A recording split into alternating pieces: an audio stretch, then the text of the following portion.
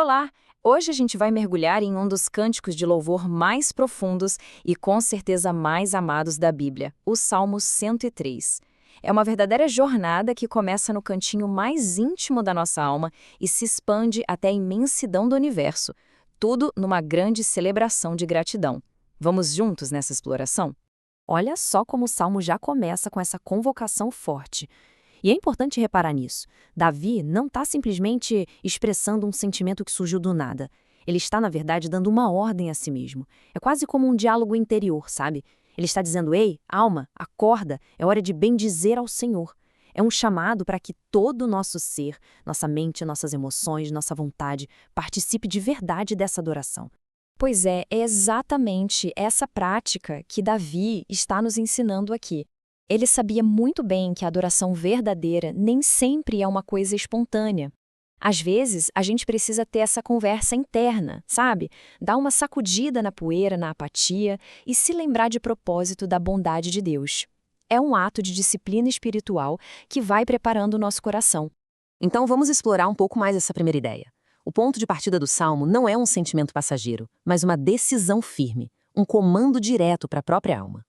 E aqui a gente percebe a profundidade disso tudo. Davi está de fato preparando o terreno do seu coração para a adoração. Ele sabe que louvor de verdade é intencional. Quando ele ordena que tudo que há em mim bendiga a Deus, ele está convocando cada pedacinho do seu ser para focar e exaltar o nome santo de Deus. É um jeito de evitar que o louvor seja só da boca para fora. E depois de dar essa ordem para a alma, Davi imediatamente nos dá o motivo. Ele diz: não se esqueça de nenhum só de seus benefícios. O esquecimento, essa amnésia espiritual, é o grande inimigo da gratidão. Por isso, ele começa a listar as razões, construindo um verdadeiro memorial contra o esquecimento. E nossa, que lista impressionante, não é? São 5 benefícios centrais que Deus nos oferece sem parar. E veja que tudo começa com o perdão, que é a base, o alicerce para todo o resto. Depois vem a cura, que envolve nosso ser por completo, físico, emocional e espiritual. Em seguida, o resgate da cova, da destruição. Mas não para por aí. Deus nos eleva, nos coroa com sua graça e compaixão. E para completar, ele enche a nossa vida de coisas boas e renova as nossas forças, como as da águia. A palavra hebraica que o Salmo usa para resgatar é Gaal, e isso nos apresenta um conceito cultural muito importante, o do Goel. Na cultura de Israel, o Goel era o parente resgatador.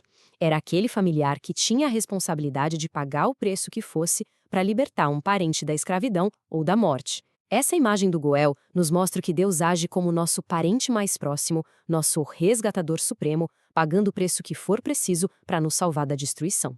A partir daqui, o salmo fica ainda mais profundo. Davi para de falar sobre o que Deus faz e começa a descrever quem Deus é. Ele começa a pintar um retrato da própria essência do caráter de Deus, aquele que foi revelado a Moisés. Para tentar descrever a misericórdia de Deus, Davi usa metáforas de distâncias que a gente nem consegue medir. A primeira é vertical. Tenta imaginar a distância entre a terra e o céu, que não tem fim. Pois é, Davi afirma que a misericórdia de Deus por aqueles que o temem é ainda maior do que essa imensidão toda. Logo em seguida, ele usa uma imagem horizontal. A distância entre o Oriente e o Ocidente é, na prática, infinita. São pontos que nunca se encontram. É a essa distância, uma distância sem volta, que Deus joga para longe as nossas transgressões. Ele não apenas perdoa, ele remove o pecado para um lugar de onde ele nunca mais pode voltar para nos acusar. Então, o ponto central é este. O que a gente recebe é graça, não o que a gente de fato merecia. Deus, na sua santidade, lidou com o nosso pecado, mas no seu amor não nos deu o castigo que as nossas atitudes exigiam. Essa é a pura essência da sua misericórdia. E agora a gente chega no que talvez seja o coração do Salmo.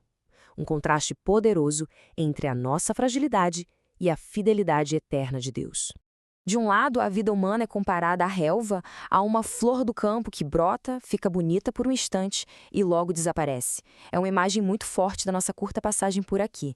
Mas, em contraste direto com isso, o amor leal de Deus, o seu Hesed, dura de eternidade e eternidade. É justamente esse amor que não acaba, que dá sentido e esperança para a nossa existência tão breve. E aqui está uma das verdades mais consoladoras de toda a Bíblia. A compaixão de Deus não existe apesar da nossa fraqueza. Ela é baseada nela. Ele se lembra que somos pó porque foi Ele mesmo quem nos formou do pó. Ele não tem expectativas irreais sobre a gente. Ele nos conhece de um jeito mais profundo do que nós mesmos. E mesmo sabendo de tudo, nos ama profundamente. O Salmo, que começou lá atrás com um monólogo interior, agora simplesmente explode em um chamado para o universo inteiro.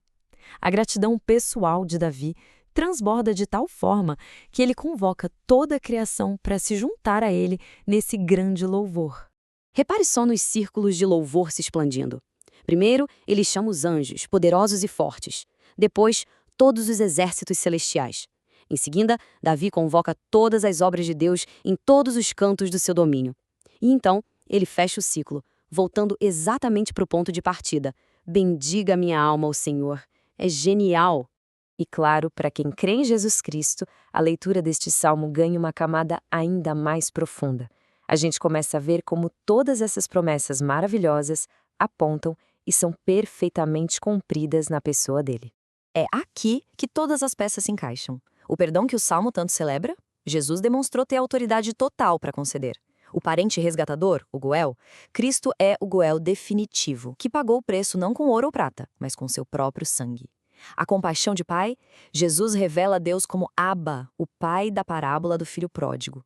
E aquela distância infinita do Oriente ao Ocidente, essa é a separação que a cruz de Cristo criou entre quem crê e a sua transgressão, de uma vez por todas. E assim a gente volta ao início. Depois de contemplar os benefícios de Deus, o seu caráter, a sua compaixão e o seu reinado sobre tudo e todos, aquele comando inicial, bendiga minha alma, o Senhor, ressoa agora com uma força e uma profundidade muito, muito maiores. E o Salmo, então, nos deixa com essa reflexão final. Depois de fazer essa jornada do pessoal ao cósmico, diante da imensidão do perdão, da redenção e do amor eterno de Deus, a pergunta que fica é: como a nossa alma vai responder a tudo isso hoje?